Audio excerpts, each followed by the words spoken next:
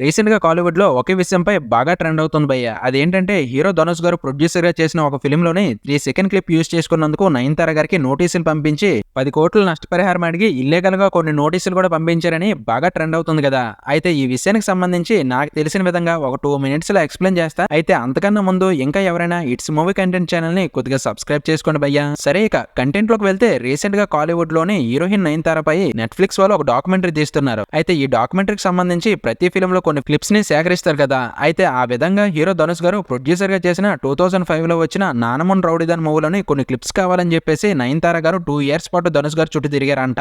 అయితే దానికి no objection certificate ఇవ్వని హీరో ధనుష్ గారు సరే అని చెప్పేసి ఆ మూవీలో ఒక 3 సెకండ్ క్లిప్ యూజ్ చేశారంట నయనతార గారు. ఇక దానికి సంబంధించి హీరో ధనుష్ గారు రియాక్ట్ అవుతూ నా పర్మిషన్ లేకుండా ఈ క్లిప్ యూజ్ చేశారని చెప్పేసి ఇల్లీగల్ గా నోటీసులు పంపించి 10 కోట్లు నష్టపరిహారం అడిగారంట భయ్య. అయితే హీరో ధనుష్ గారు ఇంత చిన్న విషయానికి అంతలా రియాక్ట్ అవుతారని అస్సలు ఎక్స్పెక్ట్ చేయలేదు. ఎందుకంటే హీరోయిన్ నయనతార గారు జస్ట్ 3 సెకండ్ క్లిప్ యూజ్ చేశారు కదా. అండ్ అదే కాదు, అంతలా రియాక్ట్ అయ్యి నోటీసులు పంపించేసరికి హీరోయిన్ నయనతార గారు దానిపై రియాక్ట్ అవుతూ హీరో ధనుష్ గారు మీరు మరీ ఎంత దారుణంగా రియాక్ట్ అవుతారని అసలు ఎక్స్పెక్ట్ చేయలేదని చెప్పేసి ఇన్స్టాగ్రామ్ లో స్టేటస్ పెట్టి పోస్ట్ కూడా పెట్టారు భయ్య. 3 పేజెస్ పోస్ట్ పెడుతూ మరీ ఎంత ఘోరంగా రియాక్ట్ అవుతారని చెప్పేసి అసలు ఎక్స్పెక్ట్ చేయలేదని చెప్పారు. దీనికి సపోర్టివ్ గా కొంతమంది యాక్టర్స్ కూడా పెట్టారు భయ్య స్టేటస్.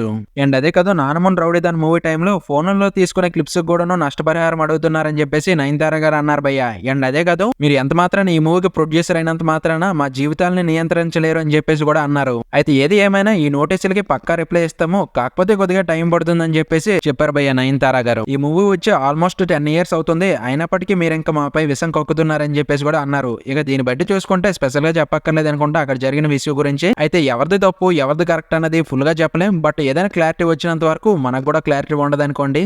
సరే, ఇక దీనిపై మీ ఒపీనియన్ ఏంటి కామెంట్ బాక్స్ లో కామెంట్ చేయండి మామ.